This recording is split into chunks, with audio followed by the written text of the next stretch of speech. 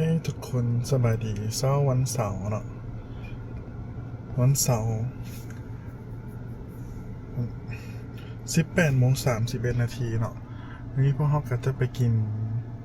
ซีนดาดเนาะพอดีอากาศดีนครหลวงเวียงจันทร์มีฝนตกมื้อนี้พวกเราก็จะไปกินซีนดาด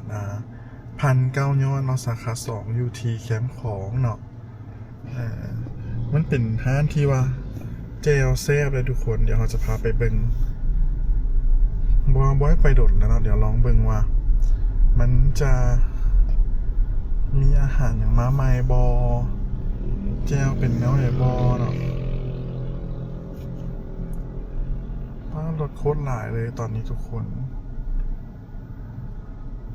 รถหลายแค่หลายวะ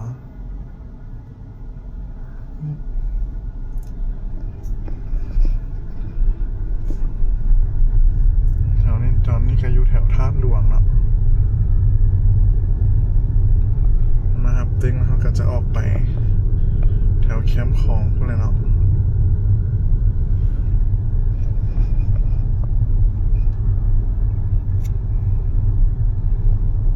อากาศหลังฟ้าหลังฝนปลอดโปร่งดีขนาดเลยตอนนี้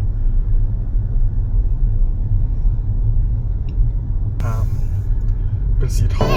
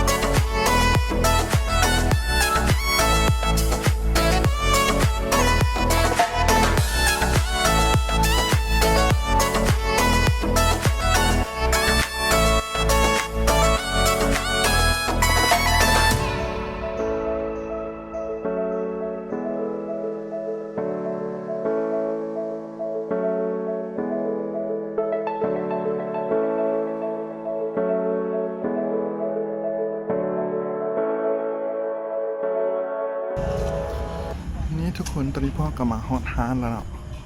นี่จะเป็นฮานซินดาด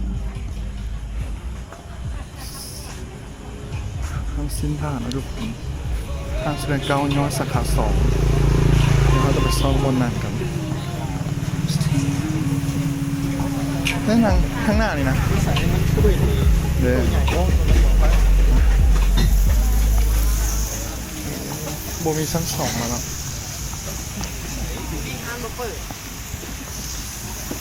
ทุกคนจะแปลงฮานใหม่อ่ะเป็นฮานที่โบได้มีชั้น2มาเดี๋ยวเขาจะไปสั่งอาหารกันนี่ทุกคนมันจะมีขอบคุณมีอันนี้นะพันผักพันอาหารหม้อเดอะซีนกำลังจะมาที่เราจะเซฟดีเลย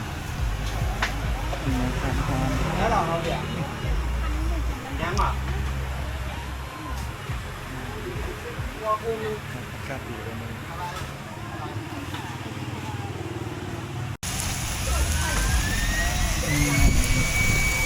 ซึ่งจะเป็นแซ่บขนาดเลยนะ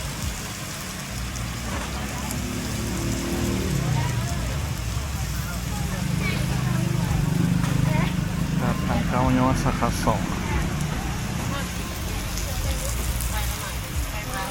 ขอตัวกินกันด้วยทุกคน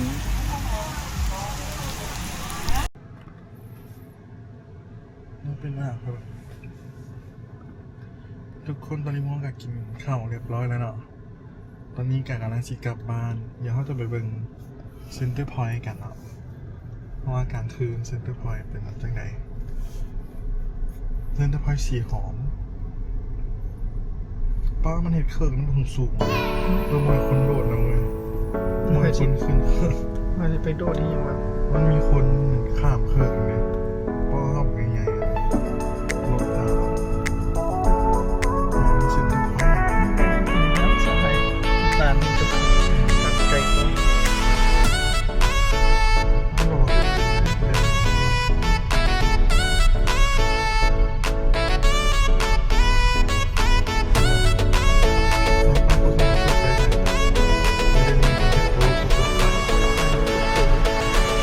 จะเปลี่ยนไปไหนปาเจ็ดรถ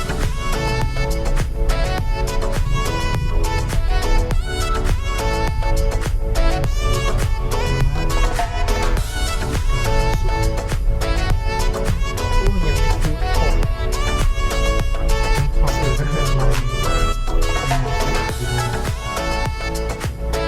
นั่นในต้องขอรีวิวเสียห้างเราเป็นอะไรเป็นมันต้องไปกินห้างนี่เนาะถ้าจะเป็นห้างเราเจริญนี้ธนาคารนี้เขากินก็เมนต้องเป็นห้างเราเจริญนี่นะมากินห้างนี้ จะมีบอลจอ